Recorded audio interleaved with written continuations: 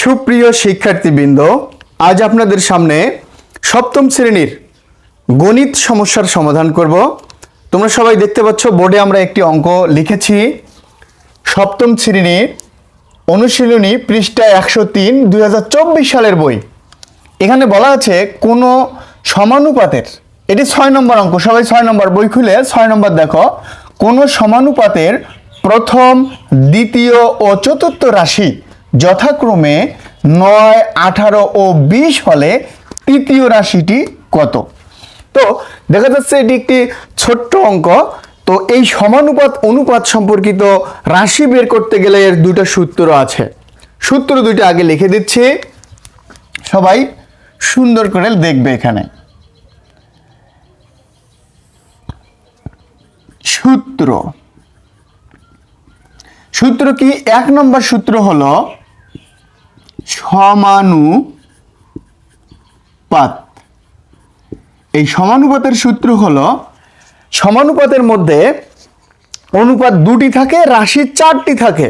তো গুণন হচ্ছে প্রথম গুণন চতুর্থ সমান দ্বিতীয় গুণন তৃতীয়।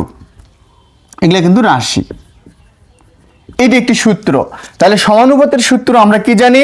সমানুপাত সমান প্রথম রাশি গুণন চতুর্থ রাশি সমান দ্বিতীয় রাশি গুণন তৃতীয় রাশি। আরেকটি আছে 2 নম্বর সূত্রটা হলো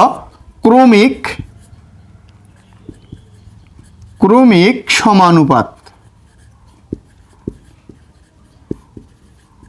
ক্রমিক সমানুপাতের সূত্র হচ্ছে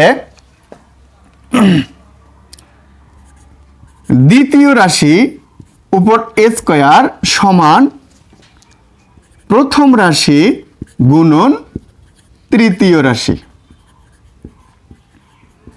এই দুটি সূত্র তোমাদের জানা থাকলে তোমরা এই সমানুপাতের যে কোনো রাশি বের করতে পারবে।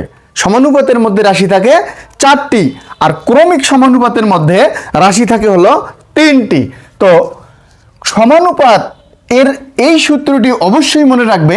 যে কোনো ক্লাসের জন্য সমানুপাতের একটি সূত্র, প্রথম রাশি গুণন চতুর্থ রাশি সমান দ্বিতীয় রাশি গুণন তৃতীয় রাশি।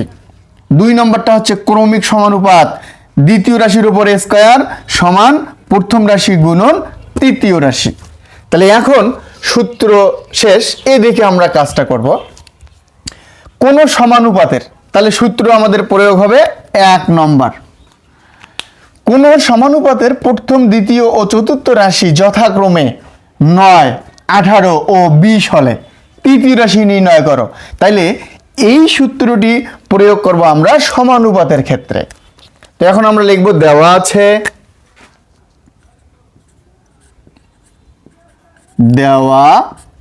আছে প্রথম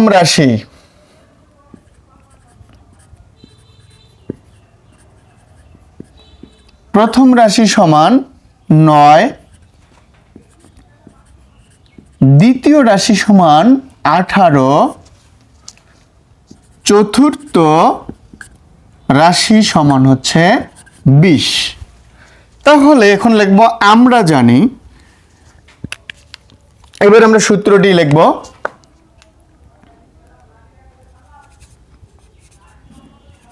আমরা জানি সমানুপাত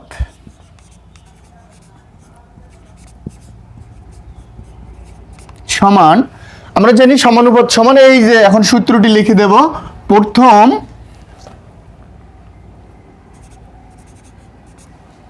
গুণন চতুর্থ সমান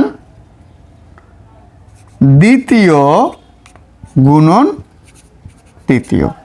তাহলে এই যে আমরা সূত্রটি লিখলাম, সবাই সূত্রটি সুন্দরভাবে দেখো। অবশ্যই সূত্র লাগবে। তো এখন আমরা লিখি ইমপ্লাইজ অফ।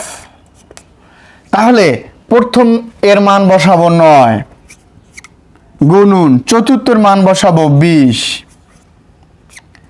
ইকুয়াল দ্বিতীয় রাশির মান বসাবো 18 ইন্টু তৃতীয় রাশির মান নাই, তাহলে তৃতীয় লেখাটি সেখানে থাকবে। তাহলে এখন আমরা এখানে লিখি, এইটা এই হলো 9 আর 20 গুণ করলে হবে 9 দুগুণ 18 একটা 0 180 ইকুয়াল 18 গুণন তৃতীয়। এখন একটি খেয়াল করো, এই তৃতীয় রাশির সাথে 18টা কি অবস্থায় আছে? হ্যাঁ, তৃতীয় রাশির সাথে 18টা গুণ দিকে এসে ভাগ হবে। 18-র সাথে তৃতীয় রাশিটা গুণ অবস্থায় আছে, তাহলে এক পক্ষে গুণ থাকলে আর এক পক্ষে গিয়ে ভাগ হয়। তো আমরা সেই তৃতীয়টাই বাঁয়ে যদি লিখি এভাবে, তৃতীয় সমান এই 180 ভাগ হচ্ছে 18, বা তৃতীয় সমান, এটাকে ভাগ করি 18কে 18, এটা 10 1 0। তাহলে আমাদের প্রশ্নে বলেছিল তৃতীয় রাশিটি কত হবে, তাহলে আমরা তৃতীয় রাশি বের করে ফেলেছি। এখন আমরা লিখব, সুতরাং নির্ণেয় তৃতীয় রাশি, নির্ণেয়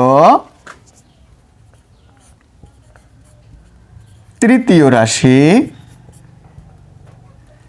10, এটাই হচ্ছে আমাদের উত্তর।